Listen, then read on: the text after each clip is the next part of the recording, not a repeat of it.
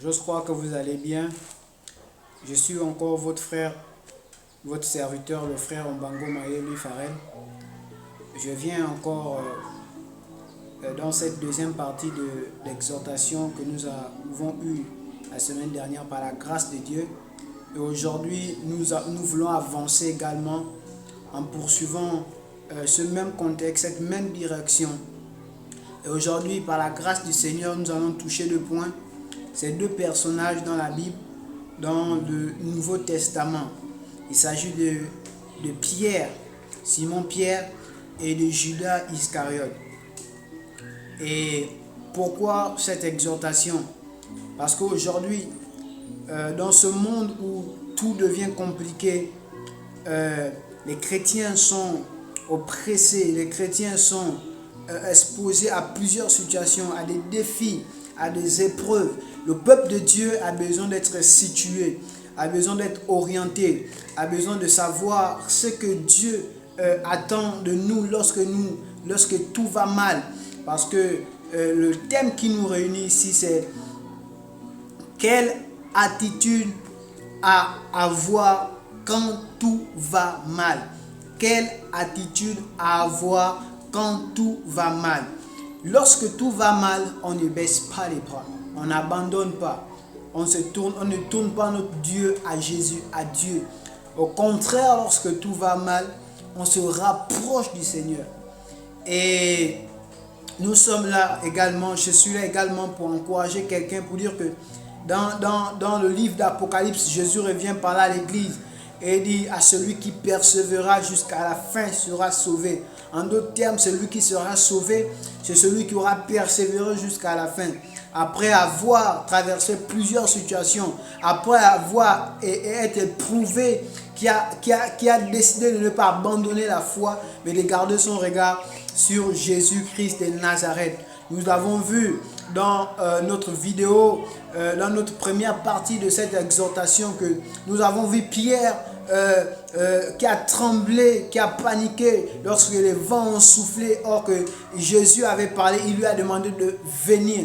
Et il a commencé à marcher et la pression, le vent, la tempête, il a détourné son regard de Jésus-Christ et il est rentré, il a douté. Qu'est-ce qui a fait en sorte qu'il a douté? C'était la pression, c'était le vent, c'était les épreuves.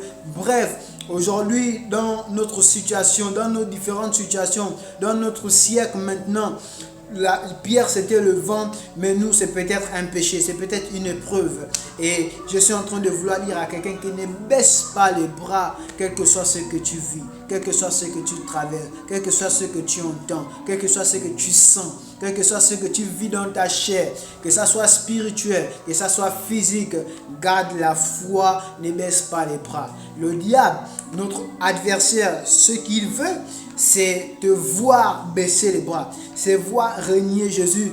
Si vous vous souvenez avec moi, lorsqu'il est venu pour tenter Job, il a dit à Dieu que, mais n'est-ce pas Job te craint parce que il a ça, il a ça, il a ça, il a ça, il a ça.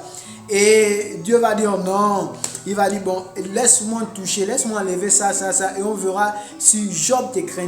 Il va encore te craindre. Si Job va encore t'aimer. Et Dieu lui a dit bon, ok, si c'est ce que tu veux. Et il a touché, il a touché, il a touché. Et Dieu Dieu avait dit au diable de ne pas toucher à sa vie. Donc de ne pas l'enlever la vie, de ne pas tuer Job. Et nous avons vu comment il a touché ses biens, il a touché sa santé. Et Job est resté les yeux fixés sur Dieu. Donc l'objectif, c'est l'objectif qui nous intéresse ici. Ça veut dire l'objectif du diable, c'était voir Job se détourner, régner Dieu, son créateur. C'est ça l'objectif du diable. Aujourd'hui encore, le diable travaille à ce que nous puissions abandonner, à ce que nous puissions régner Dieu. Mais j'ai une mauvaise nouvelle pour notre adversaire. C'est que nous allons garder la foi. Nous allons rester attachés à notre Dieu. Car il est mort pour nous. La Bible déclare, nous avons un avocat, Christ. Nous avons un avocat, Christ. Alléluia. Sans plus tarder, nous allons rentrer dans notre passage, dans les passages que nous allons lire aujourd'hui. Et je disais qu'aujourd'hui on touche deux points. pas l'apôtre, Simon-Pierre, parce qu'à cet instant-là, il n'était pas encore ce grand apôtre. Donc, on va toucher l'histoire de Simon-Pierre et Judas Iscariote. J'ai envie de commencer par Judas Iscariote. L'objectif dans cette exhortation, dans ces encouragements, c'est dire, au-delà de tout, telle chose se produit, mais voici quelle position avoir. Dire à quelqu'un que oui, tu as eu à faire ça, on a eu à te faire ça, mais voici comment te positionner. Donc l'objectif, c'est le positionnement. L'objectif, c'est l'attitude à avoir, l'attitude à garder, l'attitude à avoir, le positionnement à avoir lorsqu'il y a le vent souffle de partout, lorsque tout va mal. Voilà pourquoi on touche deux personnes ici, deux grands personnages, Pierre et Judas Iscariote. Nous allons lire Matthieu 27 et Matthieu 26. Avec moi, je vais prendre à partir du verset 3 du chapitre 27, du 3 au verset 5, je crois c'est ça. La Bible dit, il s'agit de Judas. Au verset 3, il est écrit, alors Judas, qu'il avait livré, voyant qu'il était condamné, celui qui était condamné c'est Christ, c'est Jésus, se repentit et rapporta les 30 pièces d'argent aux principaux sacrificateurs et aux anciens, en disant, j'ai péché en livrant le sang innocent. Ils répondirent, que nous importe, cela te regarde. Judas jeta les pièces d'argent dans le temple, se retira et alla se pendre. Il a pris l'argent qu'on lui avait donné, il est venu rendre. Mais il était dans un regret. Judas a regretté. À un moment donné, il a repris conscience. Mais qu'est-ce qui s'est passé? Mais malheureusement, Judas, après regretter, il part se pendre. En fait, ici, je me rends qu'on s'attaque sur 2 points. Il regrette et il part se pendre. C'est-à-dire que plusieurs d'entre nous, lorsqu'on commet des erreurs, on commet des péchés, on regrette. Mais qu'est-ce qu'on fait après? C'est après qui compte. Parce que quand il dit c'est après qui compte, c'est après qui va déterminer ce que tu seras. C'est après qui va déterminer la personne que tu seras demain, après-demain, je ne sais pas. Donc on va s'intéresser à l'après. Judas a péché, mais il n'a pas eu une bonne attitude. C'est-à-dire il a regretté, c'est déjà un bon pas. Mais il a gaspillé parce qu'il allait se pendre. Et parce qu'il allait se pendre, c'est ce qui va le conduire en enfer. Ce qui va le conduire en enfer, c'est parce qu'il allait se pendre. C'est pas parce qu'il allait livrer Jésus. Bon, beaucoup ont dit, est-ce que Judas au paradis, est-ce que... Je ne suis pas là-bas, je suis dans ma conviction. Judas, il allait se pendre parce qu'il a renié Jésus. Mais le problème, ce n'est pas une histoire de renier Jésus. Le problème, c'est que ça devait arriver, même si ce n'était pas par Judas. Quelqu'un allait faire ça. Mais c'est ce que Judas a fait après. Judas n'a pas gardé une bonne posture après. Judas allait se suicider. Il allait terminer avec sa vie. Et aujourd'hui, plusieurs d'entre nous, après avoir péché, on s'est rendu compte qu'on est sale. On s'est rendu compte qu'on a renié le Seigneur. On s'est rendu compte qu'on a péché contre Dieu. Qu'est-ce qu'on fait? On termine avec notre vie. On termine avec notre vie. Regardez, Judas a terminé avec sa vie. Il allait se pendre. Mais nous, aujourd'hui, qu'est-ce qu'on fait? On termine avec notre vie en se plongeant dans le monde, en se jetant entre les mains du diable. Parce que là, maintenant, nous, on décide de se déconnecter de Dieu. Regardez, le fait que Judas se déconnecte de Dieu, donc il n'a pas décidé de mourir. Or, celui qui se déconnecte de Dieu choisit la mort. Ça veut dire quoi? Maintenant, dans tout ce que tu vis et traverses, lorsque tu décides de dire j'abandonne Christ, c'est la mort que tu as choisie. Lorsque tu décides de dire j'arrête avec Christ, c'est la mort que tu as choisie. Lorsque tu décides de dire je prends ma position, alors je me retire, c'est la mort que tu as choisie. Oui, tu peux dire que j'ai péché, j'ai besoin d'un temps pour être avec Dieu, pour parler à Dieu, pour prier, pour entendre ce qu'il va me dire. Mais tu ne vas pas dire que j'ai besoin d'un temps et pendant ce temps tu es en train de baisser. Pendant ce temps tu es en train de mourir. Pendant ce temps tu es en train de te suicider en allant t'enfoncer dans la bassesse, en allant t'enfoncer dans le péché. Ça c'est pas la bonne position. C'est pas l'attitude que tu dois avoir. C'est pas l'attitude que Dieu attend de toi. L'attitude que Dieu attend de toi, c'est cette attitude de positionnement selon sa parole. Le positionnement selon ce qu'il attend de toi. C'est-à-dire que tu as péché, oui, mais après qu'est-ce que Dieu fait? Est-ce qu'il te tourne son dos? Non. Dieu veut voir un changement. Dieu veut voir quelqu'un qui comprend ce qui s'est passé, qui regrette et qui abandonne. Et puis je pense que Jean-Baptiste va dire ça, il va dire repentez-vous. Et qu'on trouve de fruits dignes de la repentance. Ça veut dire quoi? Après te repentre, après demander pardon à Dieu, on doit avoir une position en fait, on doit avoir des fruits dignes de la repentance. Des fruits dignes de la repentance. Dans l'autre vidéo, je disais que je ne suis pas là pour condamner quelqu'un. Au contraire, je suis là pour t'encourager, dire que tu as péché. Ce n'est pas le plus grand péché. Le péché, c'est le péché. Ce qui compte après, c'est ce que tu vas faire maintenant que tu as péché. Ce qui compte après, c'est ce que tu vas devenir. Est-ce que tu resteras le pécheur qui continuera à pécher et à pécher et à pécher et à pécher? Ou bien tu seras cette personne qui reconnaît que oui, j'ai péché. Seigneur, j'ai péché comme toi. Comme a fait le fils prodigue. Il s'est examiné. Il a dit, hé, quelle misère. Je suis dans quelle misère. Vaut mieux je retourne dans la maison de mon père.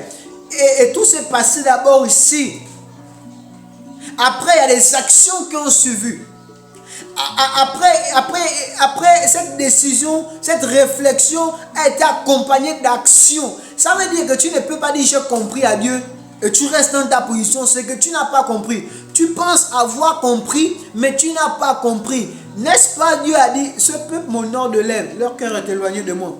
Et il a dit qu'il pense entendre, voir, mais il ne voit pas, il n'entend rien. C'est-à-dire que tu penses que tu vois, tu penses que tu sais, tu ne sais pas. Parce que du moment où tu continues à diriger ta vie, ta propre vie, c'est que tu n'as pas compris que c'est Dieu qui doit diriger ta vie. Et que si Dieu dirige ta vie, c'est la réussite. Quand il parle de la réussite, ça veut dire que c'est une assurance totale. C'est une sécurité qui est là. Tu marches dans la lumière, n'est-ce pas? Il a dit que tous ceux qui marchent avec lui marchent dans la lumière. Dans la lumière. Marcher dans la parole, c'est marcher dans la lumière. Tu es capable de voir les situations en distance. Tu les vois comment? Pas parce que tu sais ce qui va arriver, mais parce que tu comprends les situations. Et comme tu comprends les situations, on a l'impression que tu sais tout. Non, tu ne sais pas tout. Juste que tu as un regard divin.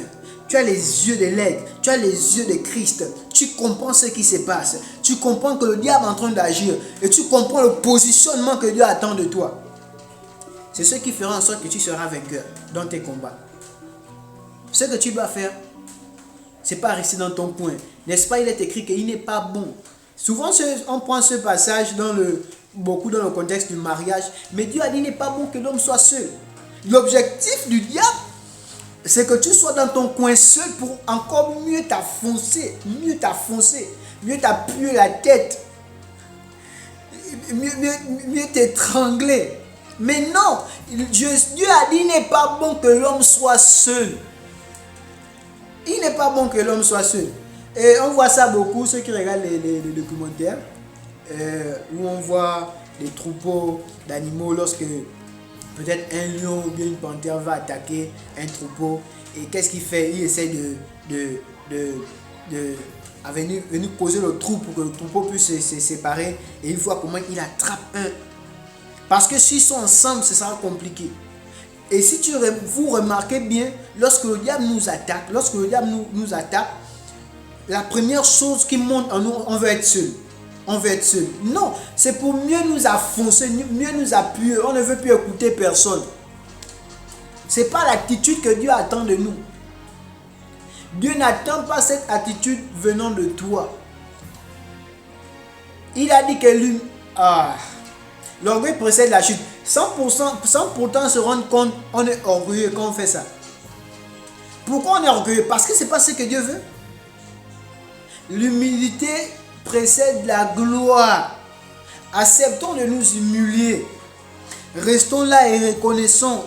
J'ai faibli, j'ai péché. Oui, tout ce qu'on pourra citer.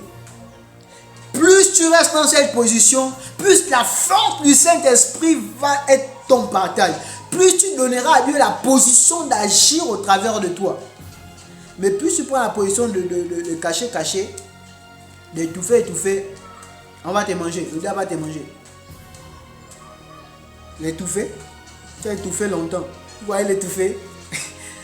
L'étouffer, le paquet d'étouffer. Nous sommes au Gabon. Le paquet d'étouffer, ça met du temps au feu. Mais pour que ça cuise mieux, on ne met pas beaucoup de feu. C'est-à-dire que on met légèrement du feu, c'est-à-dire on veille sur ça. Et ce que le diable cherche à faire, c'est qu'il n'était même pas, il n'engage pas ce programme. Il lance un programme, il lance un processus et il attend ta réaction. C'est qu'il attend ta réaction. Et lorsqu'il voit que tu réagis négativement à ce qu'il a lancé, à son programme, à son processus, il réactive un autre bois. Et il réactive un autre bois. L'objectif, c'est de te détruire, c'est de te manger. Mais Dieu, Nzambe, il a un regard sur ta vie. Et il veut que tu puisses demander pardon. Et adapter la bonne attitude. Alléluia. Nous allons continuer avec Pierre. Nous sommes dans le livre de Matthieu toujours, à partir du chapitre 26. À partir du chapitre 26. On va lire à partir du verset 69 jusqu'à 75. Il est écrit, verset 69. Cependant, Pierre était aussi assis dehors, dans la cour. Une servante s'approcha de lui et dit, toi aussi tu étais avec Jésus le Galiléen. Mais il le nia devant tous, disant, je ne sais ce que tu veux dire. Comme il se dirigeait vers la porte, une autre servante le vit et dit à ceux qui se trouvaient là, celui-ci était aussi avec Jésus de Nazareth. Pierre, il le nia de nouveau avec serment, je ne connais pas cet homme. Au verset 73, il est écrit, peu après, ceux qui étaient là, s'étant approchés, dirent à Pierre, certainement tu es aussi de ces gens-là, car ton langage te fait reconnaître. Alors il se mit à faire des imprécations et à jurer, je ne connais pas cet homme. Aussitôt le coq chanta. Au verset 75, il est écrit, et Pierre se souvint de la parole que Jésus avait dite, avant que le coq chante, tu me renieras 3 fois.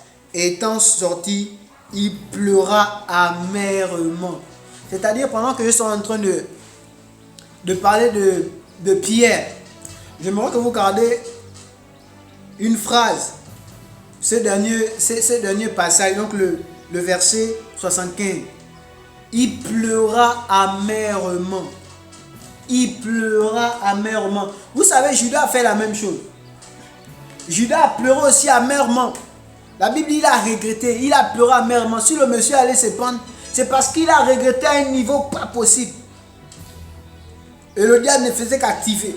Et Pierre a regretté, il pleurait amèrement. Il a eu mal. Mais regardez, sous la pression, Pierre a commencé à régner Jésus. Il a commencé à régner Jésus sous la pression. Tous, c'était même pas Pierre, hein, on a juste pris on a relevé beaucoup Pierre ici, parce que en même temps c'est une autorité, c'est lui que Jésus a dit que je ferai de toi, je ferai de toi, il a dit sur toi je bâtirai mon église. Donc Pierre ici, c'est comme s'il était l'aîné des autres. Et Pierre, les autres ont fui, quand on est venu attraper Jésus, tous ont fui. Tous ont fui. Pierre, il a suivi Jésus derrière. Partout où on a amené Jésus, il était là, mais il restait en distance, tu voyais.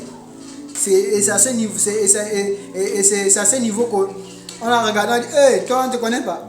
Il a dit non. Il a régné Jésus, le coq a chanté. Et tout est revenu dans sa tête que le Seigneur avait parlé de ça. Et il a pleuré, amèrement. Il s'est senti mal aussi. Il a reconnu qu'il a péché contre Dieu. Mais Pierre, la différence, c'est que Pierre n'est pas allé se suicider. Pierre n'est pas allé se suicider. Pierre a reconnu. Pierre s'est repenti. Et Pierre s'est aligné. Ça dit quoi? Ça veut dire quoi? Qu'il a adapté une attitude que Dieu voulait, que Dieu attendait de lui. Dieu n'attendait pas que Pierre puisse se suicider. Non. Dieu voulait que Pierre puisse comprendre. Dieu attendait que Pierre puisse... Ah, d'accord. Oh Seigneur, sans toi, je ne suis rien.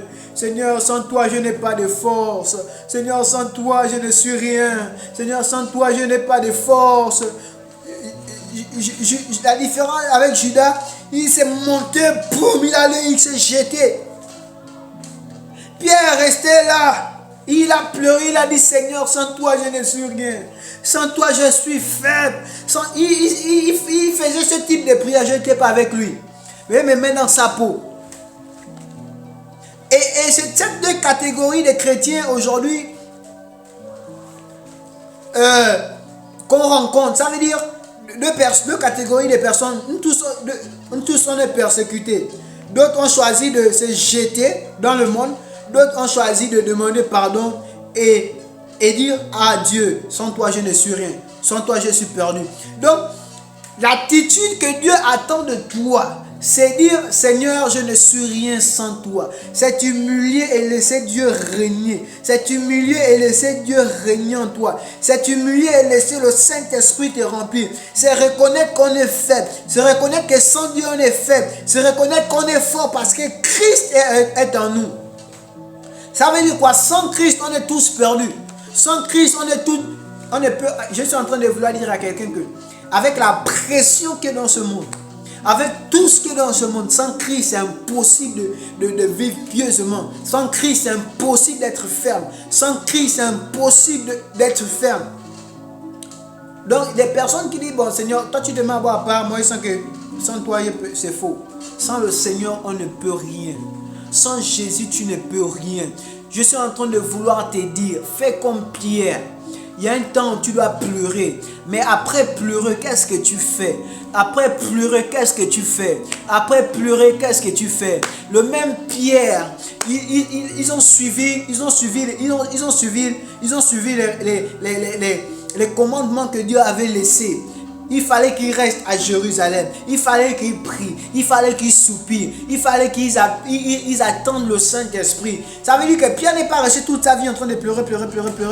Il a pleuré. Il a demandé pardon. Il a fait confiance en Dieu. Et le même Pierre, on voit que lorsque l'Esprit est descendu sur lui, c'est lui qui a prêché et que 3000 hommes se sont convertis. 3000 hommes se sont convertis.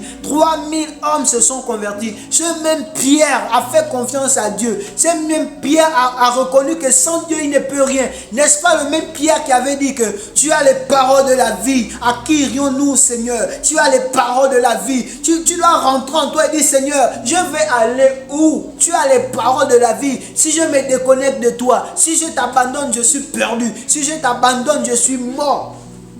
C'est-à-dire que c'est pas ce que tu dis, mais l'attitude que tu adaptes dit ça. Ça veut dire que tu dis clairement à Dieu que sans toi je peux vivre. Je suis en train de vouloir dire, c'est pas ce que tu dis, mais l'attitude que tu adaptes parle plus fort que ta bouche. C'est-à-dire que tu ne prends pas une position qui laisse Dieu agir dans ta vie. Il y a une attitude qui donne cette position, qui donne cette possibilité à Dieu de continuer à agir. Et c'est ce que Pierre a fait, c'est ce que Pierre a compris, que plus il s'humilie, plus il fait confiance en Dieu, plus il reconnaît que sans Dieu il est faible, il ne peut rien. L'Esprit a rempli sa vie. L'Esprit est disponible et veut changer ta vie. Mais qu'est-ce que tu fais? Est-ce que tu restes dans la position de « je peux m'en sortir seul ». D'ailleurs, Seigneur, sans toi, je ne suis, sans toi, je peux. Sans toi, oh Seigneur, je suis fort. Non, ce n'est pas la bonne attitude. Cette attitude t'éloigne de Dieu. Elle t'égare chaque jour. Elle met des barrières chaque jour. Elle met des barrières chaque jour. Et elle donne au diable la possibilité. Elle donne au diable la force d'agir pleinement en toi, pleinement dans ta vie. Regardez, si Dieu n'agit pas en toi, qui agit en toi? Si Dieu n'est pas en train d'agir en toi, une autre personne agit en toi. C'est-à-dire, si Dieu ne décide pas, parce que lorsqu'on devient chrétien, le Saint-Esprit conduit désormais nos vies. Mais toi, quand tu décides de conduire ta vie, ça veut dire que tu te poses à l'Esprit. Tu te poses à l'action du Saint-Esprit. Tu te poses à ce que Dieu veut faire. Tu te poses à ce que Dieu veut faire dans ta vie. Tu te poses à ce que Dieu veut faire dans ta vie. Je suis là pour te dire, Jésus t'aime. Jésus t'aime. Mais change ton attitude. Jésus t'aime. Mais change ton positionnement. Jésus t'aime. Mais change ton positionnement. Parce que ton positionnement détermine ce que lui fera ensuite. Détermine ce que Jésus fera ensuite. Détermine ce que Jésus fera ensuite. Et tu vas écouter cette prédication, tu vas écouter cette exhortation, tu vas écouter cet encouragement. La Bible déclare que si vous entendez sa voix aujourd'hui, n'endurcissez pas vos cœurs. N'endurcissez pas vos cœurs. Si vous entendez sa voix aujourd'hui, n'endurcissez pas vos cœurs. Vous savez, je vais paraphraser. Jésus parle de la parabole. Et il parle du semeur qui a jeté, qui a semé, et c'est tombé sur la mauvaise terre, c'est tombé sur la bonne terre, et le diable est venu, il a fait ceci là, et voilà, les situations de la vie et ont étouffé. Et pendant que je suis en train de parler maintenant, il y a cette soif certainement qui va monter en toi. Mais tu ne dois pas juste t'appuyer sur la soif. La soif peut être un signe pour te dire va, un signe pour te dire continue, un signe pour te dire relève-toi. Mais après, on ne s'appuie pas toujours sur ce qu'on sent. Car la Bible déclare que mon juste vivra par la foi. Mon juste vivra par la foi. C'est-à-dire que le chrétien, il ne vit pas parce que là, il a mal aujourd'hui. Là, quand il a mal, là, il ne fait rien. Oh oui, il a péché encore. C'est fini. Non, il a péché encore aujourd'hui, se relève. Vous pensez que Jésus est venu mourir parce que tu as menti, c'est fini, tu as abandonné? Vous pensez que Jésus est venu mourir, il a payé ce grand prix parce que tu as encore volé, il t'a abandonné? Non, Jésus est venu mourir pour te donner accès où tu n'avais pas accès. My God. Jésus est venu mourir pour que le pardon te soit accessible. On n'avait pas cet accès de rentrer. Mais Jésus est venu mourir, il a dit venez à moi. Tu es chargé, viens. Tu es chargé, viens. Normalement, ce que nous on veut toujours faire, quand on est chargé, on dit Seigneur, non, attends, je fais d'abord, il va enlever le panier là moi-même, je vais essayer de me décharger, après il va venir. Mais non. Parce que si la pointe est déjà rentrée dans le bois, le marteau vient faire quoi? Le marteau vient quoi? Parce que lui, sa mission, le marteau, c'est taper pour que ça rentre. Maintenant, la pointe est rentrée, c'est au bon niveau. Le marteau, il vient faire quoi? Le marteau est inutile. Je suis en train de vouloir te dire ce que tu es en train de faire. L'attitude que tu as gardée, l'attitude que tu as adoptée n'est pas la bonne. Et tu te poses à l'action de Dieu sur ta vie. Et je vais terminer par là. La Bible déclare que celui qui persévérera jusqu'à la fin qui sera sauvé. Ce n'est pas celui qui a commencé. C'est celui qui va commencer et qui va parachever, qui va persévérer jusqu'à la fin. Pas juste persévérer, mais jusqu'à la fin. Ça veut dire, certes tu as persévéré, mais si tu as abandonné, je ne sais pas. Il faut persévérer. Je suis en train de vouloir te dire, persévère. Persévère. Garde la foi. Lève-toi. Quel que soit ce que le monde va dire, quel que soit ce que ton quartier va dire, quel que soit ce que tes amis vont dire, quel que soit ce que ton entourage va dire.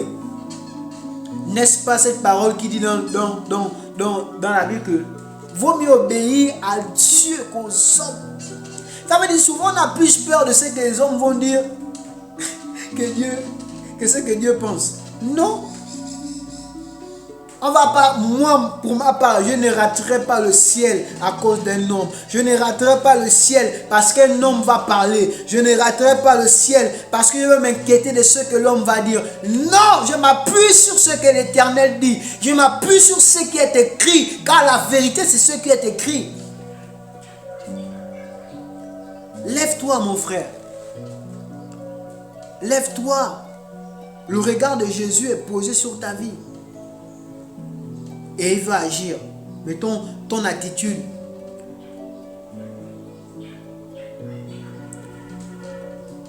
Met une barrière à l'action du Saint-Esprit sur ta vie. Et j'ai envie de prier avec toi. Oh Dieu, merci pour tes enfants. Merci pour ton peuple. Merci parce que nous comprenons que ce que tu veux de nous, c'est que nous comprenons. Ce que tu veux de nous, c'est que nous reconnaissons que nous sommes tombés.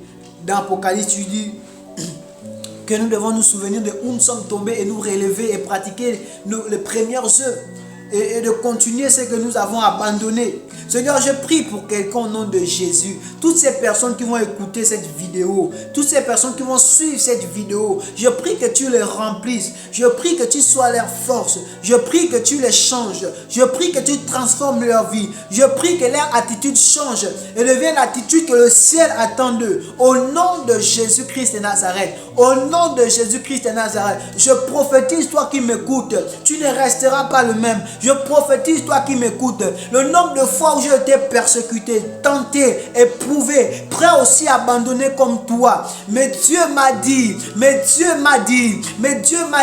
mon juste vivra par la foi. Mon juste vivra par la foi. Et il m'a dit encore ceci, rapprochez-vous du trône de la grâce avec assurance afin d'obtenir miséricorde. Rapprochez-vous du trône de la grâce avec assurance afin d'obtenir miséricorde.